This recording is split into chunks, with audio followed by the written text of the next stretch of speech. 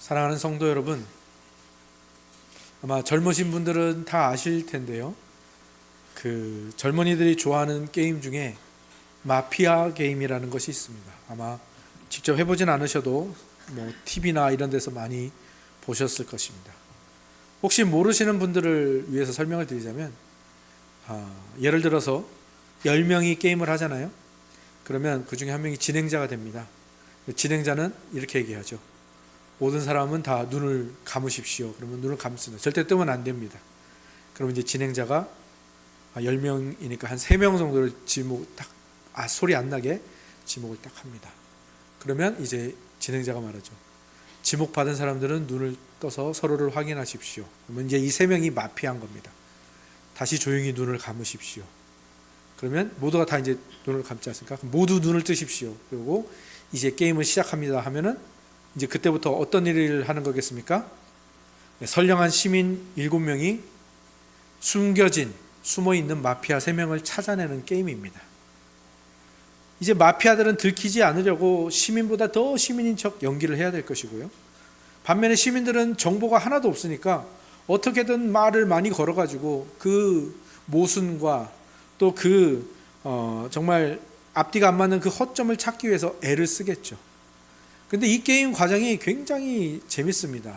그래서 그런지 제가 대학생 때도 이 게임을 했거든요. 제가 대학생 때면 벌써 26년 전입니다. 그 정도로 오래된 게임인데 지금도 하고 있다는 것은 이 게임이 얼마나 그 큰 긴장감을 주며 또 얼마나 사람들에게 흥미있는 게임인 줄을 알 수가 있는 것이죠.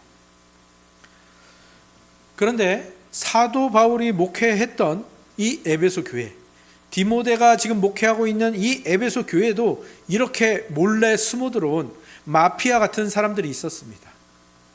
그들은 겉보기에는 아주 그럴듯한 신앙인처럼 보였죠. 아니, 그 정도가 아닙니다. 심지어 신앙이 아주 좋은 영적 아비, 교회의 리더들처럼 행세를 했습니다. 그러니까 바울이 보기에 이 사람들은 어떤 사람입니까? 말하자면 엔진이 없는 스포츠카 같은 사람들이죠. 겉모양은 삐까뻔쩍 화려한데 그 안에는 생명을 움직이는 능력이 없는 사람들이죠. 그래서 이들을 성경에서는 거짓 교사라고 부릅니다. 거짓 선지자라고 부르기도 하죠. 그리고 이 거짓 교사가 퍼뜨리는 그 가짜 복음을 다른 복음이라고 부르는 겁니다. 오늘 본문 6절에서는 그들을 아주 적나라하게 표현하고 있습니다. 6절을 보시면 그들 중에 남의 집에 가만히 들어가 어리석은 여자를 유인하는 자들이 있으니, 굉장히 재미있는 표현입니다. 특히 여기서 가만히 들어간다라는 이 단어가, 이 표현이 굉장히 재밌으면서도 섬뜩합니다. 이 단어는 어떤 뜻을 가지고 있냐면요, 옷을 스르륵 입는 모습을 상징합니다. 그 표현을 말하는 건데요. 오늘날에는 옷에 뭐 단추, 지퍼, 그 다음에 뭐 후크도 있죠. 그 다음에 이 재봉이 발달해서 뭐 여러 이 재봉들이 있어가지고 막 여러 개 끼고 막 그래야 돼서 복잡하지만, 고대 사회의 옷은 어떤 옷이었습니까? 그냥 천 긴 거 하나를 이렇게 둘둘 둘러서 휙 뒤집어 쓰거나 또는 이렇게 말아서 묶거나 이런 식의 옷이었잖아요. 그러니까 그 당시에는 티가 안 나게 옷을 입기가 굉장히 쉬웠겠죠. 그렇게 사람들에게 알아채지 않게 옷을 스르륵 입는다는 뜻의 이 단어입니다. 그리고 이 단어는 또 뭘 상징하냐면은, 어떤 걸 표현하는 단어인가 하면은, 우리가 여름철에 보면은 분명히 우리가 창문도 닫았고 문단속도 잘했습니다. 그런데 어떻습니까? 어느새 모기가 들어와 있죠.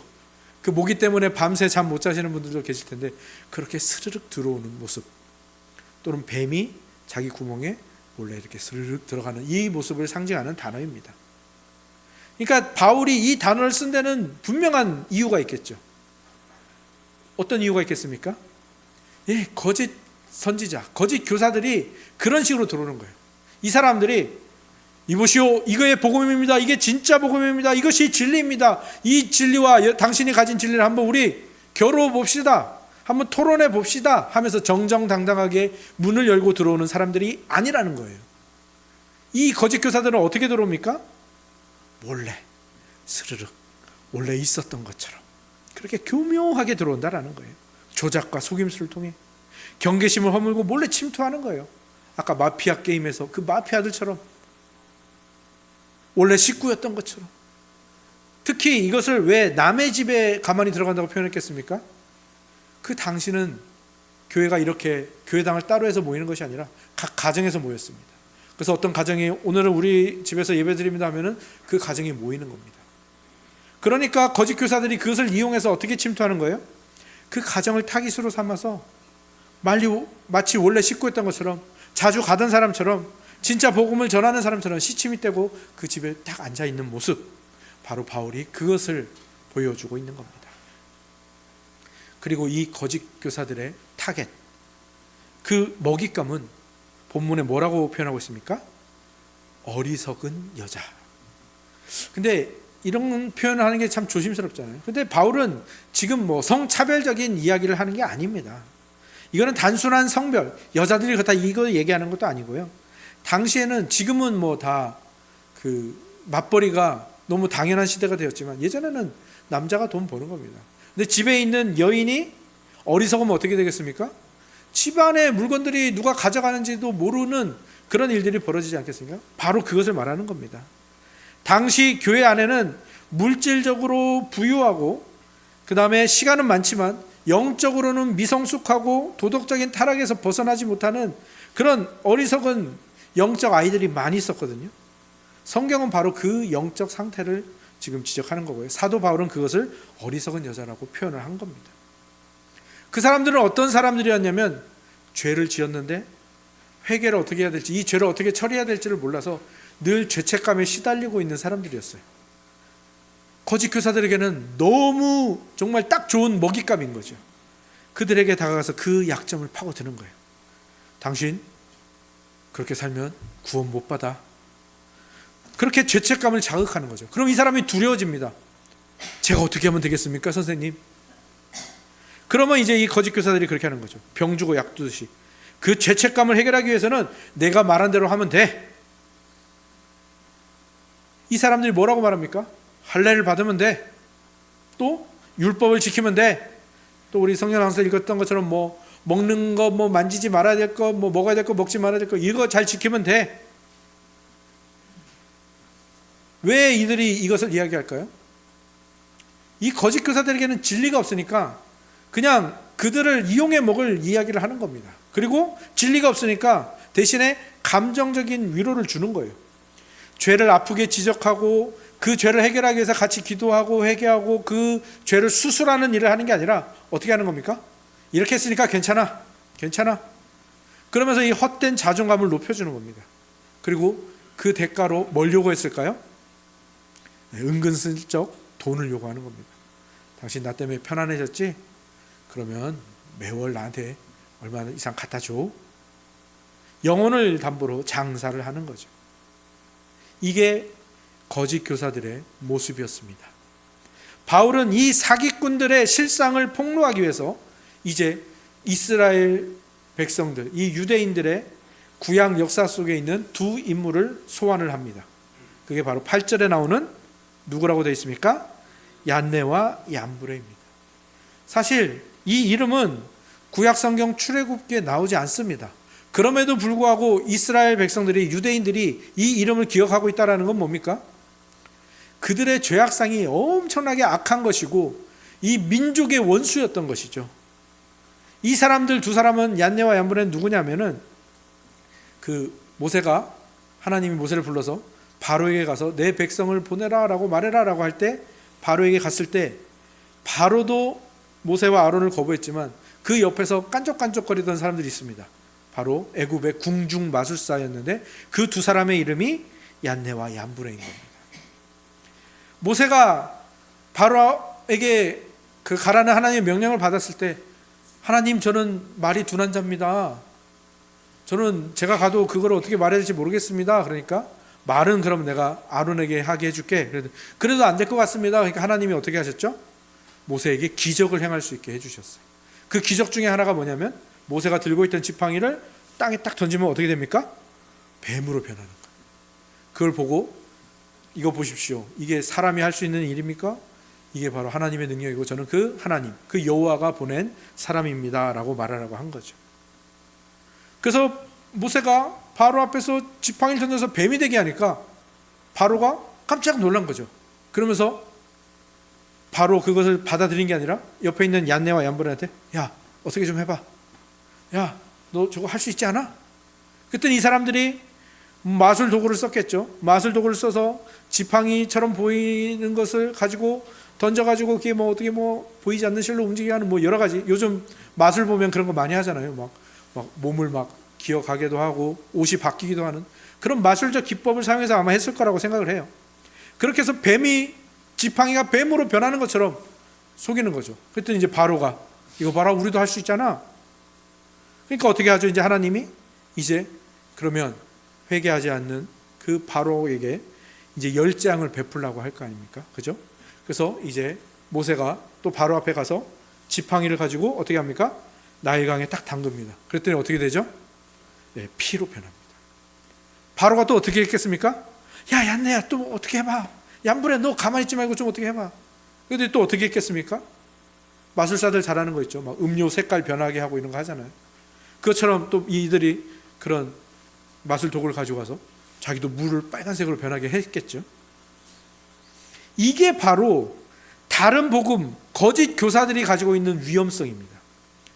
기독교를 아예 없애버리려고 밖에서부터 핍박하고 박해하고 공격하는 것들은요 티가 나요. 이단들은 티가 난다고요. 근데 그거보다 더 무서운 게 뭡니까? 기독교랑 거의 똑같아요. 비슷해요. 비슷한 언어, 비슷한 능력을 보여주지만 정작 그 안에 뭐가 없습니까? 십자가와 부활의 생명을 쏙 빼놓은 이 위조된 기독교, 이 다른 복음이 제일 위험한 거죠. 이것을 정말 통찰력 있게 풀어내신 분이 누구냐면 그레이 반 하우스라는 목사님인데요. 그분이 설교 중에 이런 얘기를 했습니다. 만약에 사탄이 이 도시를 정말로 장악한다면 어떤 일이 벌어질까요? 이렇게 말씀하셨어요. 우리에게 적용해보자면 여러분 사탄이 이 청량리동을 또는 이 동대문구를 완전히 장악했습니다. 그러면 이곳에서 어떤 일이 벌어질 것 같습니까? 목사님이 말합니다. 사탄이 이 도시를 정말로 장악했다면 술집들은 모두 문을 닫을 것입니다. 음란물들 싹 사라질 겁니다. 거리는 깨끗해지고 사람들은 서로에게 미소를 지으며 예의 바르게 행동할 것입니다. 욕설들은 다 사라질 것이고요. 아이들은 부모님께 공손히 답할 것입니다. 그리고 일요일이 되면 모든 교회는 사람들로 가득 차 북적북적 될 것입니다. 하지만 그 강단에서 예수 그리스도와 십자가는 절대 선포되지 않을 것입니다. 이게 바로 위조된 기독교, 다른 복음의 정체인 것이죠. 진짜 복음을 모방합니다. 복음이 말하는 윤리도 있습니다. 도덕도 있습니다. 종교적인 열심도 있습니다. 그런데 결정적인 순간에 뭐가 없습니까? 그리스도의 십자가와 부활을 싹 감춥니다. 예수님 믿어야지. 하지만 그걸로는 부족해. 아까 말씀드렸죠? 할례를 받아야 돼. 율법을 지켜야 돼. 음식 정결법 만지지 말 것, 이 정결법 지켜야 돼. 이 거짓 교사들은 뭘 하는 겁니까? 이렇게 뭔가를 덧붙입니다. 복음에. 그래서 결국은 뭘 하게 하는 거죠? 십자가와 부활 거기로 가지 않고 내가 뭘 한 것, 이 인간의 행위를 의지하게 만드는 겁니다. 진리를 흉내내서 진리가 아닌 것을 쫓아가게 만드는 것, 이것이 에베소 교회의 마피아들, 그 거짓 교사들이 주로 쓰는 수법인 것입니다. 그런데 여러분, 사람들이 왜 여기 속아 넘어가는 거죠? 분명히 복음과 다른데 왜 이 다른 복음에 속아 넘어가는 겁니까? 안타깝게도 이 다른 복음이 사람들의 본성과 입맛에 딱 맞기 때문이에요. 거짓 교사들이 제시한 이 신은요 부담이 없습니다. 심판하지 않는 하나님, 헌신이 필요 없는 십자가, 고난이 없는 영광을 말하거든요. 얼마나 듣기 좋습니까? 그리고 얼마나 쉽습니까? 잠깐 아프면 됩니다. 할례를 받느냐고 잠깐 아프면 되고요. 먹지 말라는 것 그 척하면 됩니다. 율법 지키는 척하면 됩니다. 그러면 구원이 보장되고 교회에서 지위와 인정이 올라가고 높은 자리를 차지할 수 있거든요. 얼마나 편하고 얼마나 쉽습니까? 하지만 여러분 꼭 기억하십시오. 얀네와 얀브레가 지팡이가 뱀으로 변하는 것도 흉내냈습니다. 물이 피로 변하는 것도 흉내냈습니다. 그런데 그 지팡이가 뱀으로 변했을 때 어떤 일이 일어났죠? 모세의 지팡이가 그 뱀을 삼켜버리죠. 그리고 결국 이들이 흉내를 내지 못하는 지경에 이르러요. 세 번째 계명인 땅의 티끌로 이를 만듭니다. 머리에 이 아시죠? 그 이를 만드는 이 생명의 기적을 딱 베푸니까 이들이 따라할 수가 없는 거죠.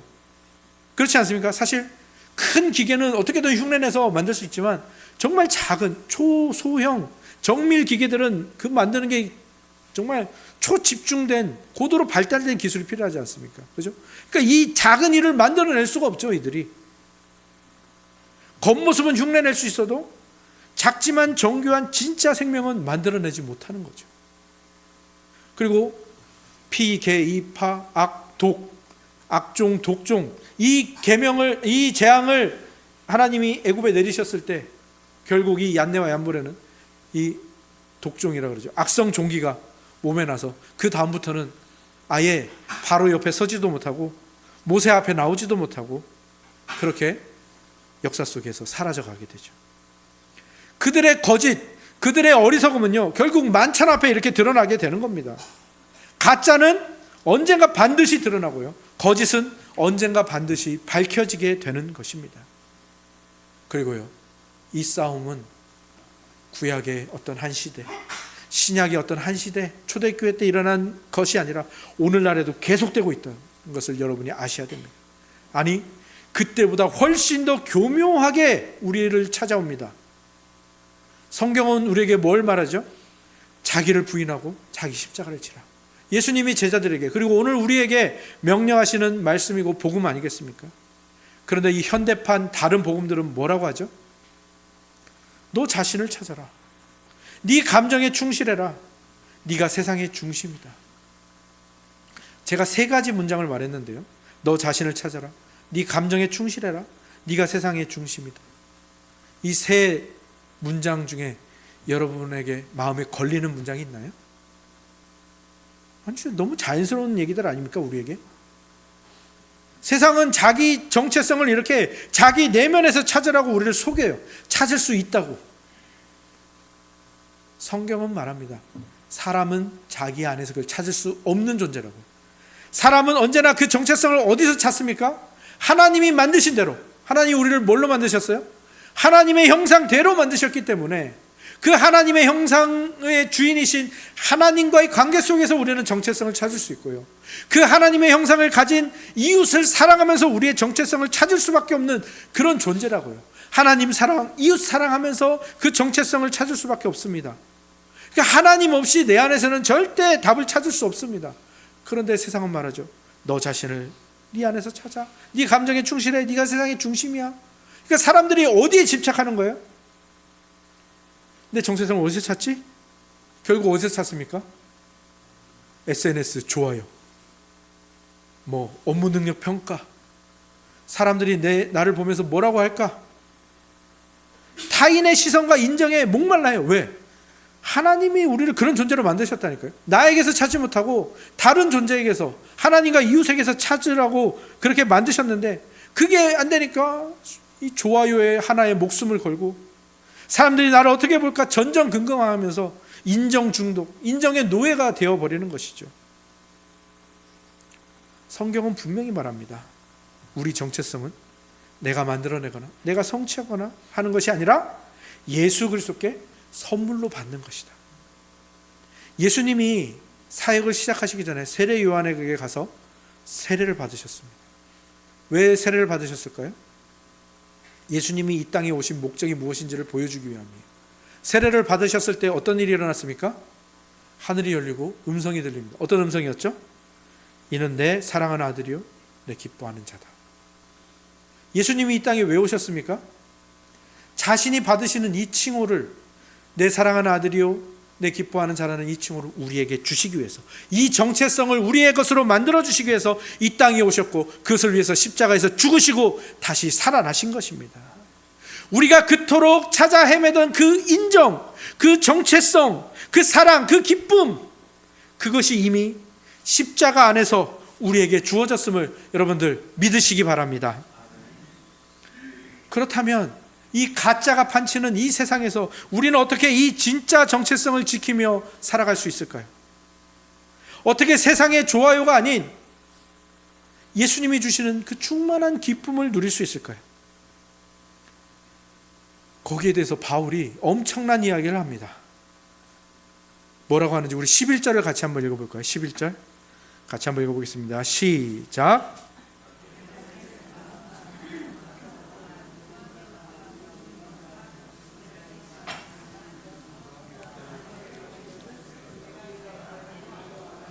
주께서 이 모든 것 가운데서 나를 건지셨느니라. 아멘. 뭐라고 하냐면요, 원래 10절부터 나오는 말인데 바울이 나를 보라는 거예요. 내가 이러했다라는 거예요. 이고니온 나를 보라. 안디옥과 이고니온과 루스드라에서 당한 일과 어떠한 박해를 받았는지를 네가 과연 보고 알았거니와. 이 지명들, 안디옥, 이고니온, 루스드라는 어떤 곳인가 하면 바울이 복음을 전하다가 돌에 맞은 곳입니다. 그래서 사람들이 죽은 줄 알고 바울을 성 밖에 버렸죠. 그런데 이곳이 또 참 정말 절묘하게 디모데의 고향 근처입니다. 그러니까 디모데는요, 바울이 돌에 맞고도 죽은 줄 알았는데 다시 털고 일어나서 또다시 복음을 전하는 것을 보았던 거예요. 두 눈으로 똑똑히 보았던 거죠. 그러니까 바울은 지금 뭐라는 겁니까? 내가 이런 고생도 했고 이런 고생도 했고 이런 고생도 했어. 우리가 자주 빠지는 자기 고난, 자기 상처 자랑 대회를 하는 게 아닙니다. 바울은 지금 디모데에게 생각해 보라는 거예요. 디모데야, 잘 생각해 봐라. 내가 로마 시민권자야. 이 로마 시민권자라는 말은 어떤 말이냐면, 요즘으로 치면 어느 정도의 권리를 가지고 있냐면, 미국이 최강대국이라고 치면 미국의 대사관 정도 되는 거예요. 미국의 외교관 정도 되는 그런, 그래서 어떤 나라를 가든 프리패스, 그냥 통과, 무사 통과, 그런 시민권을 가진 자예요.